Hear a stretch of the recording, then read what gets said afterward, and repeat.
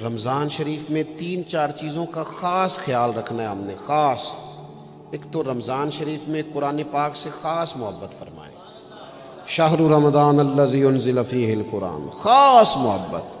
الحمدللہ ہمارے ہاں قرآن کے عالم بھی موجود ہیں، حافظ بھی موجود ہیں، بلکہ مسجدیں کم ہوتی ہیں، حافظ زیادہ ہوتے ہیں۔ یہ دیکھ لئے مدارس کی خدمات ہیں اللہ کے فضل سے، قراء بھی ہیں، سب کچھ ہے۔ اب ضرورت ہے قرآن پاک سے محبت کرنے والوں کی۔ ہر نقیب، ہر خطیب یہ کہہ رہا ہے کہ سارا قرآن حضور کی تعریف ہے، کہتے ہیں نا جی، تو چاہیے نا کبھی کبھی رکا ہے محفل سے کہ جناب ہمارا دل کر رہا ہے ہمیں سورہ رحمان سنائی جائے۔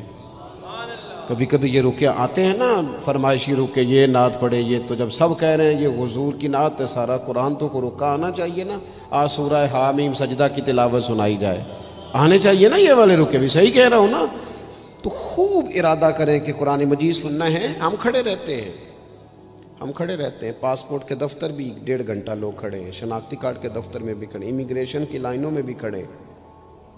نیت کریں کہ میں نے جم کے قرآن مجید سننا ہے، اور جس مسجد میں پہلی تراویح شروع کریں کوشش کریں کہ ساری تراویح اسی میں پڑھی جائے، اور خاص ذوق کے ساتھ۔ خاص پنجاب میں ایک گاؤں تھا، تو اس میں نا ایک دفعہ ایک بالکل عام سادہ سا آدمی دکاندار تھا، تو اس کا انتقال ہو گیا، تو اس کی قبر سے خوشبو آنے لگی۔ تو اگر پیر صاحب ہوتے پھر تو بچوں کی موج لگ جاتی، کیا بات ہے بھئی، اتنی کرامت۔ عام سادہ آدمی تھا، قبر سے خوشبو آنے لگی، لوگ پہنچ گئے، معلومات کی، گھر تک گئے، کہا کوئی مطلب ٹھیک ہے داڑھی شریف تھی، نمازی تھا، لیکن کوئی ایسی خاص چیز ہم نے نہیں دیکھی۔ تو اس کے گھر والے بتانے لگے کہ نا قرآن مجید نہیں پڑھا ہوا تھا، بوڑھا آدمی تھا لیکن قرآن مجید سے عشق کرتا تھا،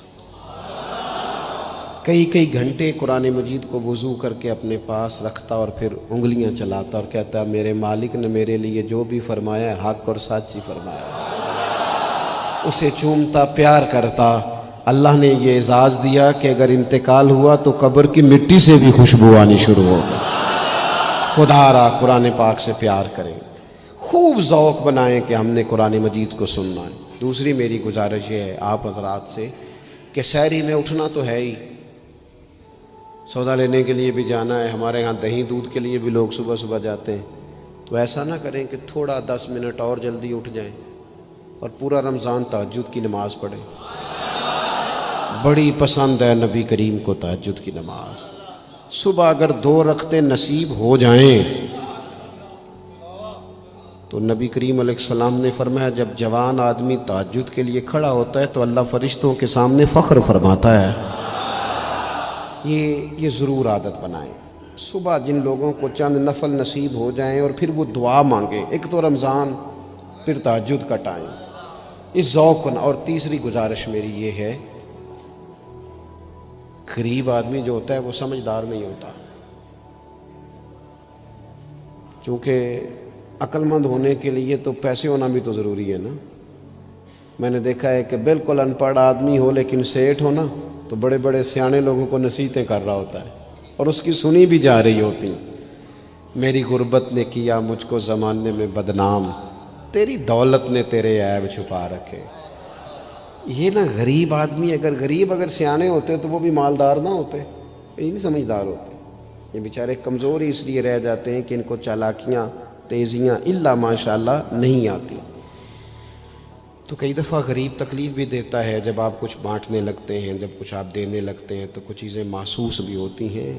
بندہ دیکھ کر خیرات نہ کریں، اللہ کی رضا دیکھ کر کریں۔ ہمیں صحیح حدیث میں اس شخص کا تذکرہ بھی ملتا ہے جس نے آ کے نا محبوب کی چادر کو کھینچا تھا، یہ بخاری میں، اور گردن مبارک پہ نشان پڑ گیا تھا۔ اس نے کہا میں کچھ لینے آیا ہوں، چادر کو کھینچا، تکلیف ہوئی بظاہر، لیکن محبوب نے پھر بھی جب عطا کیا تو مسکرا کے ہی عطا کیا۔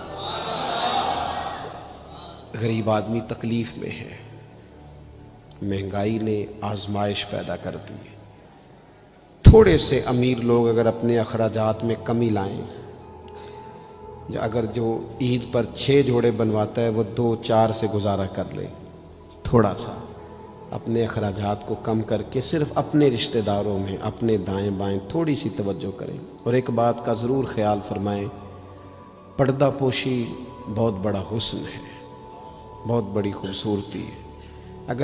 अगर ये सदक़ात और खैरात और रमज़ान में जो मुसावात का महीना है उसमें अगर थोड़ी सी ना पर्दे के साथ, इमाम अबू नुऐम ने लिखा है कि 100 घर था मदीना शरीफ में, 100, थोड़ी सी आबादी होती थी, 100 घर कितना ज़्यादा होगा। 3 वक्त खाना भी पहुंचता था, कपड़े भी पहुंचते थे, बीमार की दवा के पैसे भी पहुंचते थे। कौन दे जाता है पता कोई नहीं था। फिर अचानक सबके घर खाना आना बंद हुआ तो लोग परेशान हुए, एक दूसरे से पूछने लगे तेरे घर कब से नहीं आया? का 18 मुहर्रम से। तेरे घर कब से नहीं आया? उसी शाम से। तेरे घर 18 से। अब जब सब मुत्तफिक हुए तो पता चला कि 18 मुहर्रम को इमाम ज़ैनुल आबिदीन का इंतकाल हुआ। 100 घरों में खाना जाता था पर पता नहीं था दे कौन जाता है। कुछ थोड़ा सा ना, कुछ खबरें ऐसी हैं जो हज़रत उमर बिन अब्दुल अज़ीज़ सुबह अपने खादिम को ना एक सारे दिन के कामों की लिस्ट दिया करते थे। तो एक दिन लिस्ट दी तो वो चाहिए तो ये था ना कि उस पर लिखा होता था कि 11 बजे महकमा तालीम वालों को बुलाना, ज़ोहर के बाद दिफा वालों को बुलाना, शाम को सेहत वालों को बुला लेना। वो लिस्ट जो दी थी उस पर लिखा था कि कल 5000 दरूद पाक कम रह गया था, आज ज़्यादा पढ़ना है। वो फलां बेवा के घर में राशन पहुंचाना है। वो 2-3 लाइनें अभी पढ़ी थीं कि वो हज़रत ने छीन ली, फरमाया ये तो मेरी ज़ाती है। तो मुशीर कहने लगा हुजूर ये कब करते हैं, कभी बताया नहीं। तो आप फरमाने लगे कुछ पैसे छुपा के रखे होते हैं लोगों ने कि मुश्किल पड़ गई तो काम आएंगे। मैंने भी कुछ नेकियां सब से छुपाई हैं, क़यामत में मुश्किल पड़ गई तो अल्लाह के करम से मेरे काम आ जाएंगे। ये कुछ मैंने साइड पे कर दी हैं जो मैंने किसी को बताई। तो रमज़ान शरीफ में ऐसी नेकियों का मौका मिलेगा। कुछ छुपा लें, कीमती चीज़ें सबको नहीं बताई जाती, छुपाई जाती हैं। जो जिनको कीमती समझते हैं ना, करोड़ों रुपया जिसके पास हो वो थोड़ी बताता है मेरे घर में 50 तोले जेवर पड़ा, थोड़ी को बताएगा। तो कीमती चीज़ें बताई नहीं जाती, छुपाई जाती हैं। अपनी नेकियों को कीमती बनाएं, उनको छुपाएं। अल्लाह के हुजूर दुआ करता हूँ। ये हज़रत ने भी इस पर बात की थी और मुझे भी इरशाद फरमाया, ये जो आपस की रंजिशें हैं ना, जब मकासद बड़े होते हैं फिर रंजिशें नहीं होती। आपस की रंजिशें, बस एक हदीस पाक अर्ज़ करता हूँ, अगर आपकी समझ में आ गई तो बात। हमारे यहाँ ना कुछ लोगों ने सुन्नतों को भी मखसूस कर लिया ना कि ये वाली सुन्नत है। भाई तमाम ज़ाहिरी सुनन और आदाब पर भी अमल करें और जो बातनी कैफियत हैं उस पर भी गौर करें। तिरमिज़ी में हदीस है, उम्मीद है आप याद रखेंगे। नबी रहमत अलैहिस्सलाम ने फरमाया, ए अंस, ए मेरे बेटे, तुमसे हो सके तो सुबह इस हाल में करना कि तुम्हारे दिल में किसी के लिए बुग़्ज़ ना हो। सुबह इस हाल में करना कि तुम्हारे दिल में किसी के लिए बुग़्ज़ ना हो। और महबूब फरमाने लगे, ये मेरी सुन्नत है, ये मेरी सुन्नत है, ये मेरा तरीका है दिल को। और एक हदीस पाक में हुजूर ने खुद फरमाया था, कोई किसी के बारे में मुझे बात ना पहुंचाए, मैं अपना दिल तुम्हारे बारे में साफ रखना चाहता हूँ। अपने दिल से ना इन चीज़ों को निकाल फेंक के, और अगर आज ये छोड़ जाएंगे ना मस्जिद के बाहर तो फिर तो रमज़ान में हल्के फुल्के हो जाएंगे इंशाअल्लाह ताला। आने वाला वक्त बेहतर गुजरेगा। अल्लाह ताला तौफीक अमल अता फरमाए। वमा अलैना इल्लल बलाग। अल्लाहुम्मा सल्लि अला सय्यिदिना मौलाना मुहम्मदिन मादिनिल जूद वल करम व आलिहि व सहबिहि व बारिक व सल्लिम। मालिक करीम, हमारी इस महफ़िल मुबारका को कबूलियत का दर्जा अता फरमा।